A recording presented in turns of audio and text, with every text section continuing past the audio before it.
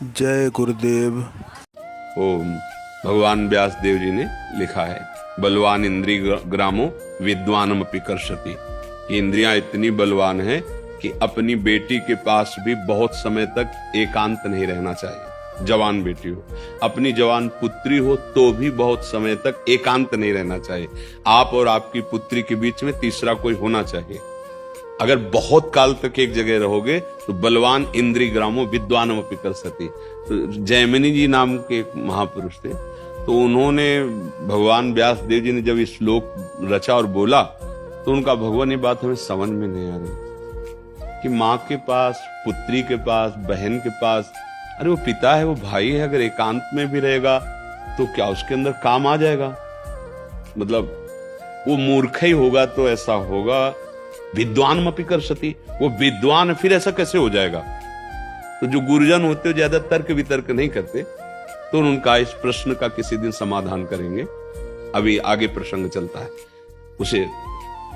फिर बोले शाम की हमारी इच्छा है कि बद्री विशाल में भी एक आश्रम, प्रयाग में भी है, तो कुछ समय के लिए हम वहां के ऋषि मुनियों के दर्शन के लिए, तुम संभालो, तुम यहाँ के प्रधान बनो और सब ब्रह्मचारी हैं और जो यहाँ की दिनचर्या वही करना। ये उत्तर हो रहा है, उसी प्रश्न का उत्तर। वो समझ नहीं पा रहे, बोले कुछ दिन के लिए हम यहाँ से जा रहे हैं। संध्या के समय सब ब्रह्मचारी तेजस्वी स्नान करके और लौट ही रहे थे। संध्या काल सूर्य अस्ताचल को जा रहे थे। हल्की हल्की बूंदें गिरने लगी, छम छम छम छम पायलों की धुनी और नौ किशोर अवस्था और ऐसी सौंदर्य शोभा, देखते ही रह जाओ।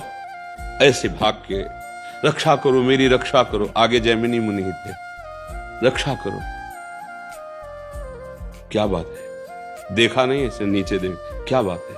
कौन सता रहा है? मैं भटक गई हूं, रात्रि का समय है। अगर एक रात्रि आपके यहाँ मुझे रहने को मिल जाए तो मैं प्रातः अपने स्थान को चली जाऊंगी, पर मेरी रक्षा करो, मेरा स्त्री शरीर है, मैं जंगल में रह नहीं सकती और मैं भटक गई हूं। नहीं, गुरुदेव का आदेश है, आश्रम में सब ब्रह्मचारी रहते हैं, वहां शरणागत हूं। अगर एक रात्रि रख लेंगे तो मेरा जीवन बच जाएगा। नहीं, जंगली जानवर मार सकते हैं या कोई दुराचारी पुरुष। ऐसा विचार किया, बात तो सत्य है। तो उस समय कुछ में झोपड़ियां और कुछ खपरेले जिनमें ब्रह्मचारी जन रहते हैं। तो एक छोटा खपरेले का दरवाजा लकड़ी का, ऊपर से खपरेला, बोले आप अंदर हो जाइए, अंदर से बंद कर लीजिए, कोई भी आवाज दे बिना प्रातः काल के खोलना नहीं, और प्रातः काल होते ही आप गंतव्य स्थान को चली जाना जहां जाना है। अब बैठे आके संध्या में, वही आवाज, वही रूप, बार बार हटाने की कोशिश की, हट नहीं रहा। तो मन में आया कि मैंने पूछा नहीं कि तुम जंगल में कैसे फंस गई, तुम किसकी बेटी हो, तुम्हारा ब्याह हुआ है कि नहीं हुआ है, तुम्हारा नाम क्या है, ये तो पूछा ही नहीं। पूछते हैं चल के। उठे, गए, दरवाजा खोलो। उनका नहीं, जैमिनी जी का आदेश है प्रातः। तो मैं जैमिनी हूं, बोले नहीं, आदेश है, नहीं खुलेगा। तो ऊपर के खपरे हटा के, बांस की फंटियां होती उनको हटा के देखा, दिव्य रूप। निषेध है, चरण को देखते हुए वार्ता करो, दृष्टि नहीं। जो चाहे आपन कल्याणा, सुजस सुमति शुभ गति शुभ नाना, सो परनार लीलार गुसाई, तजो चौथ के चंद की ना। जैसे चौथ का चंद्रमा नहीं दर्शन, ऐसे लिखा है। काम भाव से किसी भी माता बहन के मुख को देखना या उसके अंगों को देखना निषेध है। उन्होंने देखा, कहा हम एक बात पूछना चाहते थे, आपका ब्याह हुआ है कि नहीं? तो और मुस्कुराते हैं कहा, नहीं, अभी कैसे हो सकता है, हमारी तो अभी नौ किशोर अवस्था है, हमारा भी ब्याह नहीं हुआ। आप तो नैष्ठिक ब्रह्मचारी, आजीवन ब्रह्मचर्य का व्रत लिए। बोले यदि आप स्वीकृति दे तो ब्याह कर सकते हैं आपसे।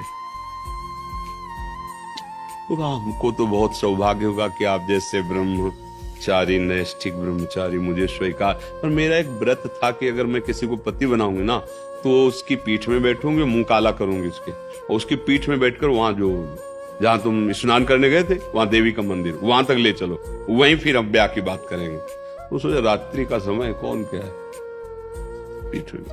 जो वहां पहुंचे तो उतर के 2 चपात लगाए और अपने स्वरूप में आ गए। व्यास देव जी बोले, क्या तुम विद्वान नहीं हो? बहुत बड़े विद्वान जैमिनी जी, क्या तुम विद्वान नहीं हो? क्या तुम्हारे लिए समस्त माताएं बहनें पूज्या भाव से नहीं है? कहां पहुंच गए? कहां पहुंच गए? बोले, हाँ गुरु जी, बलवान इंद्रिय ग्रामो विद्वान पिकल सती, आपने जो लिखा सत्य लिखा। अगर हम सानिध्य अधिक मर्यादा के विपरीत, तो हमारी इंद्रियां चंचल हो जाएंगी। भगवत भाव से, चाहे स्त्री हो चाहे पुरुष हो, एक मर्यादा की सीमाएं रखी गई, उन सीमाओं में रहते हुए भजन करें। इस भाव के लिए कहा, जननी सम जानो पर नारी।